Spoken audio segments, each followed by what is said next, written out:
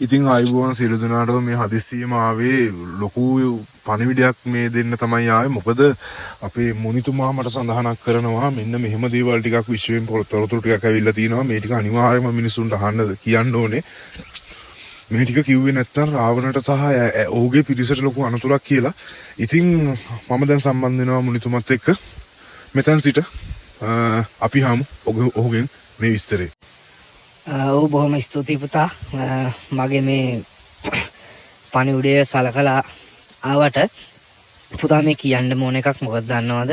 මේ වෙනකොට පුතා ගොඩක් මේ අපිට විශ්වයෙන් ලැබෙන පණිවිඩත් එක්ක පුතා මේ වෙද්දි ගොඩක් බලවේග ක්‍රියාත්මකයි. ඔහුට සහ ඔහුගේ සේනාවට අනුතුරු කරන්නට මේ රටේ ප්‍රසිද්ධ තැන් පවා රටේ ප්‍රභූවරු රටේ කීප දෙනෙක්ම පුතා මේ වෙනකොට ලෑස්තිලා ඉන්නේ ඔහු විනාශ කරන්න.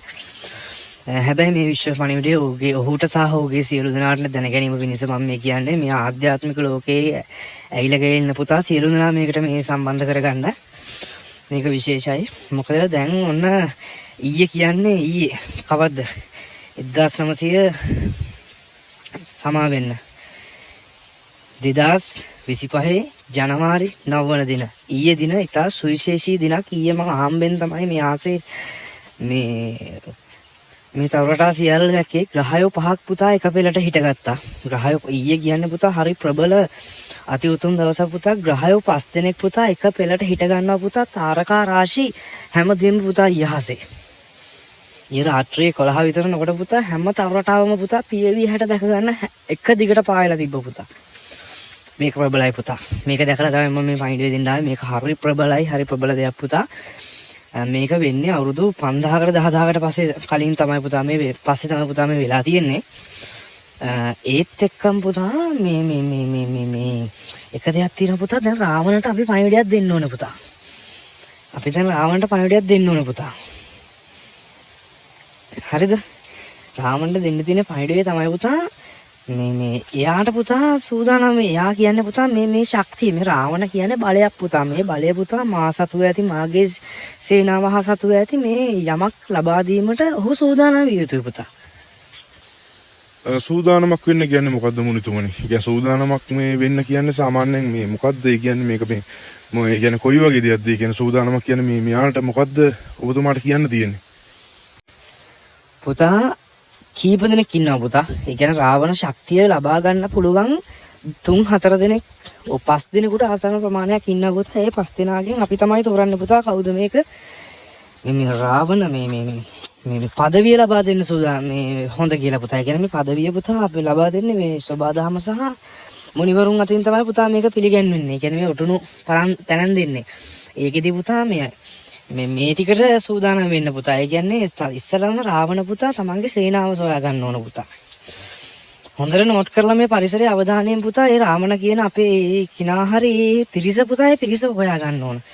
ඉස්සෙල්ලම පුතා ඒ පිරිස ආශ්‍රය කරලම තමයි පුතා හොයන්න වෙන්නේ. මේ වෙනකොට මේකේ සම්බන්ධ වෙලා නියැලිලා ඉන්න අපේ පුත්‍රයෝ ටික ඔන්න පටන් ගන්න දරණිව හොයා ගන්න, මකරව හොයා ගන්න, තමන්ගේ සුපර්ණකා නැන්ද මාමා හැමදේම හොයා ගන්න. විශ්වමුනිගෙන් පැත්තෙන් කරන ඕන දේවල් ටික විශ්වමුනි කරනවා පුතා. අනිවාර්යෙන් කරනවා පුතා. ඒක පුතා විශ්වමුනි කරනවා මේ පුලස්ති මුනිවර වෙන මගේ එකම අභිප්‍රාය පුතා මේක සාර්ථක වෙන එක. ඔන්න පුතා දැන් තියෙන්නේ පුතා මේ ඉන්නෝනේ පුතා මේ ශක්තිය ලබා දෙන්න පුළුවන් තරුණයා.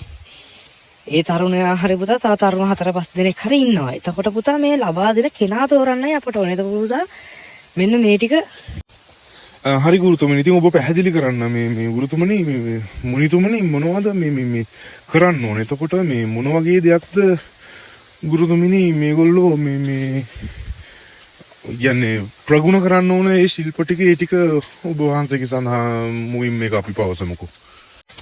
ඔව් පුතා හොඳ බුද්ධි ගෝචර ප්‍රශ්නයක් පුතා. හොඳ මම ඊට ගරු කරනවා පුතා ඒ ප්‍රශ්නේ අහුවට.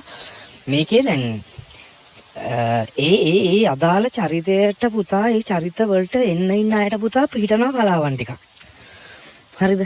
දසවිජ ඥානයන් මම කියන්නම් පුතා. දසවිජ ඥානයන් හොඳට මතක තියාගන්න. මේ දසවිජ ඥානයන් පුරුදු කරලා අප සමග එකතු වන්න. දසවිධ ඥානයන් ප්‍රගුණ කරායින් පසු පුතුනේ එම පදවිය අපි ඔබට පිරිනමන්නම් මේ ලෝවට ලෝක කිසිවෙකුට දෙවන්න ඕන පදවියක් නොවේ. එයා ඉති ඔබටයි.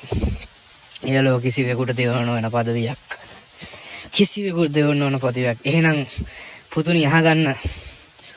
ඔබ මුලින්ම වේදේ හැදෑරිය යුතුයි. හෙළවදකම් ප්‍රගුණ කරිය යුතුයි.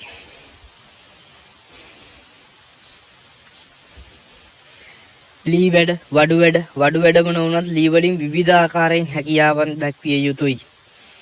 ගල් වඩුවෙක් විදිහට ගල් වලින් නොයෙකුත් කරන්න නොහැකි හැම දෙයක් නැති විදිහටම ගලින් වැඩ කෙරිය යුතුයි. ජ්‍යොතිෂය ඉතා හොඳින් ප්‍රගුණ කළ යුතුයි. තාරකා විද්‍යාව ඉතා හොඳින් ප්‍රගුණ කළ යුතුයි. භූගර්භ විද්‍යාව ඉතා හොඳින් ප්‍රගුණ කළ යුතුයි. ඉන්පසු පුත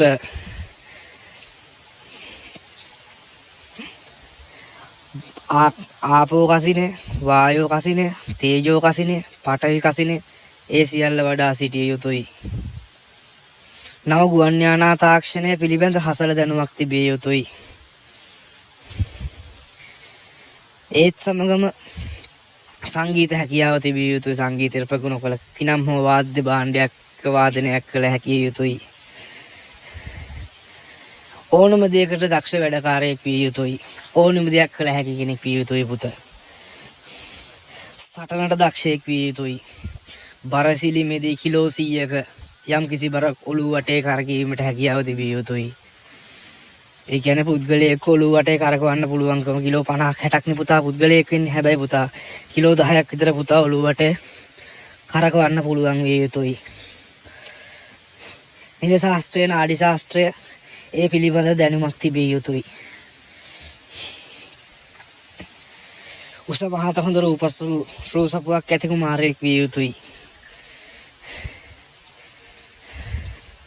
දේහධාරී කඩවසම් සිරුරක් තිබිය යුතුයි.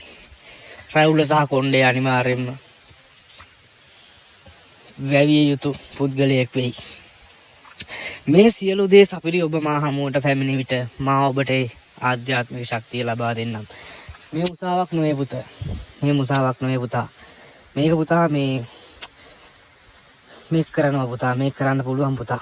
මේකෙදි ඔන්න දැන් ඉදිරිපත් වෙන්න පුතා. මේ අපි මේ ශක්තිත රජාව දැන් හොයනවා පුතා. ඉන්න හැමෝම එන්න පුතා. මන් දවසක් දිනයක් තැනක් වෙලාවක් කියන්නම් අපට රාවණ දැක ගන්න පුළුවන් එක තැනක් වෙනවා පුතා. ගිය පොයේ ප්‍රබලයි ඊළඟ පොයේදී කබරගලින් අඳුරයක් නිකුත් වෙනවා පුතා. කොහෙදෝ තියනවා කියන්නේ ආවල පිටියේද කොහෙදෝ තියනවා කියනනේ කබරගල දිහා. අන්නේ කබරගල කන්ද මුදුනින් ඊළඟ පොයේදී පුතා පළමු වැඩ හැරේ නිකුත් වෙනවා. මං ඊට පස්සේ රාවණ දැක ගන්න පුළුවන් තැනක් තව මාස දෙකක් යද්දී මාස දෙකක් නෙවෙයි පුතා මං ඊළඟ සතියේ කියන්නම් පුතා. රාවණව දැක ගන්න එක තැනක් තියෙනවා පුතා.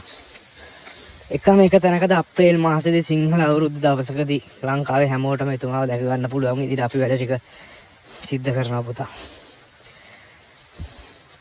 අපි නොකරත් පුතා අපිට ඒක කරගන්න බැරි වුණත් එතුමා පුතා විශ්ව න්‍යාය අනුව ඉදාට එතන පෙනී ඉන්නවා පුතා. උඩින් එන දෙවි කෙනෙක් නෙවෙයි පුතා. පොළවේ පාය ගහලා ඉන්න සාමාන්‍ය තරුණෙක්. ඔය කියන දවසේ පුතා ඒ කියන තැන බලන්න. ඒ කියන තැන අපි සඳහන් කරන්නම්. අන්න එදාට පුතා රාවණ කුමරු දියසේන කුමරුව සියසින් දැක ගන්න පුළුවන් පුතා. දැක්කට පස්සේ හිතන්න එපා මේ යන්නේ නේද කියලා. ඒ වෙනකොටත් එයා හැකුලා හකියාවන් ප්‍රගුණ කරලා අපි යාට විඥාණය ඔළුවට කවලා ඉවරයි පුතා. අපි ළඟට එන්න ඕනෙත් නෑ පුතා. ඔය කියන කෙනා මේක ඒ කෙනාට කියන්නේ ඔය හැකියාවන් ටික ඔක්කොම ප්‍රගුණ කරන්න පුතේ. හැකියික්මනින් ප්‍රගුණ කරන්න බලය විශ්වයේ තියෙන්නේ. අපි ඔබට ආරම්භ දෙන්න. චන්ද්‍රහාස අසිපද දරන්න ඉන්න කෙනා වෙන්න සුදුසු වෙන්න. ඔබ කෙසේද ගුරුතුමනි? මෙසේ මේ මුනිතුමනි මෙච්චර විශ්වාසයෙන් ඔබ මේක පවසන්නේ කොහොමද? අපිට මේ ගැන විශ්වාසයක් ලැබිය හැකිද? මේ ගැන විශ්වාසයක් ලැබිය හැකිද මේ මුනිතුමනි? අපිට ඒ ගැන සඳහන් කරන්නකෝ මුනිතුමනි. හරි පුතා. හොඳ බුද්ධිගෝචර ප්‍රශ්නයක් පුතා ඇහුවේ. හොඳ බුද්ධිගෝචර ප්‍රශ්නයක්. මම ඒ මාතෘකාවට එනකොට හරි කැමතියි පුතා. නෑ පුතා මේක වෙනවමයි පුතා. ඒ කියන්නේ මේක මේ සබාදහම දැන් ඉඩ දීලා තියෙන්නේ පුතා. සබාදහම ඉඩ දීලා තියෙන්නේ මේ කියන නායකයා රටේ ඉන්න ජනාධිපති හෝ වෙන්න ඉන්න ජනාධිපතිලා හෝ කවුරු හෝ ගමක ජීවත් වෙන කොළු ගැටෙක් හෝ මහල්ලෙක් හෝ කිනම් හෝ කවුරු හරි මේ සියල් සපුරලා මේ සියලු ඥානයන් කියලා පැමිණිලා විශ්වයෙන් ආයාචනාවක් කෙරිය යුතු එවිට මට නෙමෙයි මටත් ඉහළින් ඉන්නවා පුතා අපේ මේ තව ඉන්නවා පුතා මීට වැඩිය ඉන්නවා පුතා මේ දෙවිවරු ඉන්නවා පුතා ශිව දෙවියන් මම ඔබට සම්බන්ධ කර දෙන්නම් සරස්වති මෑණියන් කඩබර ගම්බාර අප්පච්චිට සොමන සමන් දෙවියන්තුරු විෂ්ණු දෙවියෝ මේ හැමෝම සම්බන්ධ කරලා දෙන්නම් පුතා මේවා පුතා මේ දේවාලය කරන උන් විශ්වාස කරන්න එපා උන්ට දෙයක් බෑ පුතා මේවා මේ පුතා මේ කෑ ගහලා මේව කරලා දුම්මල ගහලා කරන්න බෑ පුතා දෙවියොත් එක්ක පුතා මනසින් විඥාණයෙන් සම්බන්ධ වෙන්න පුළුවන් පුතා මේ භාවනාව මේ කමටහන තියෙන වැදගත්කම එකයි පුතා මේ කමටහන කියන්නේ පුතා මේගොල්ලොත් එක්ක ඩිරෙක්ට් කන්ටැක්ට් තියන්න පුළුවන් පුතා ඒගොල්ලෝගේ හිතන පතන දේවල් ඒ අදහස් අපේ ඔළුවට ඇතුළත් කරගන්න පුළුවන් අපිට ඊපස්සේ ඒ ඔස්සේ ගිහිල්ලා වැඩ කරන්න පුළුවන් පුතා දැන් මමත් පුතා දේව සභාව අපේ සභාව පුතා දේව සභාව සහ මේ සියල්ල මේ දියසේනයන්ගේ පැමිණීමට තමයි පුතා මේ මහ පොළොවට අපි ආවේ. අපි මේ මහ පොළොවට ඉබේ පහළ වුණා නෙවෙයි පුතා මේ සිස්ටම් එයත් එක්ක අවතාර ගණනාවක් මේ පොළොවට ආව පුතා.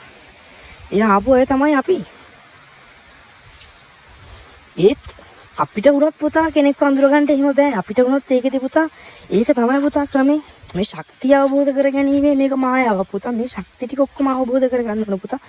මේ අපි අසල ඉන්න නැති අපි දන්න අය වෙන්නේ නැති ඒත් පුතා මේ ආධ්‍යාත්මය ආධ්‍යාත්මික සිග්නල් එක මේ හවල් කෙනා මේ කෙනා කියලා අපි විතරයි ඒක ආධ්‍යාත්මයෙන් විතරයි පුතා ඒක දැනගන්න පුළුවන්.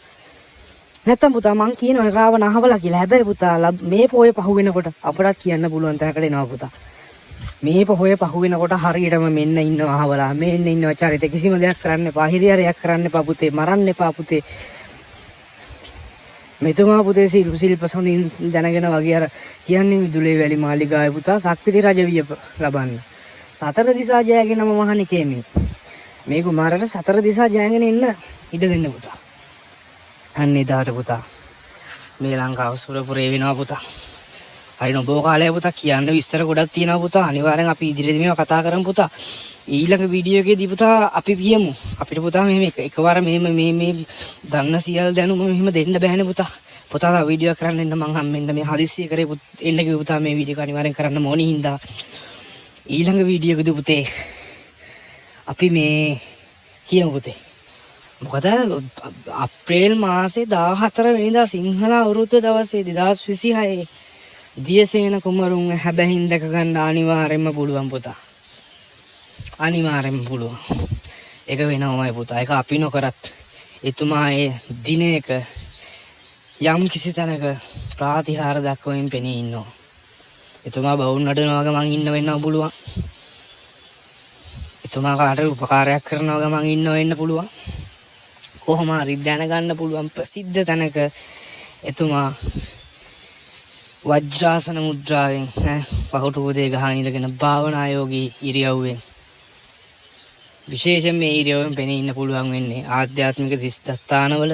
මොකද මේ අපේ සූර්යයා මීන රාශියෙන් මේෂ රාශියෙන් මේෂ රාශියට ඔය කලවම් වෙලා ඔය දෙකෙන් මාරුවෙන් මාරුවට අවුරුද්දනේ පුතා. ඒ අවුරුදු දවසේ මෙයා භාවනාවක නියැලෙනවා පුතා. අනිවාර්යෙන්ම පුතා. ඒක වෙනවමයි පුතා.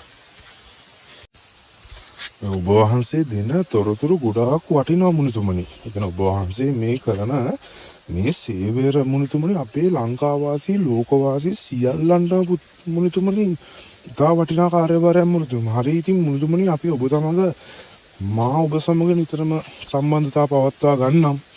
මට මුනිතුමනි මේ දේ කියන්න මේ දේවල් කියන්න මුනිතුමනි මට පුළුවන් මුනිතුමනි ඊට පස්සේ මේ ලෝකෙට මේක මගේ මේ channel එක හරහා ව්‍යාප්ත කරන්න. එහෙනම් මගේ channel එකත් එක්ක රැඳී සිටපු සියලු දෙනාටම බොහොම ස්තුතියි.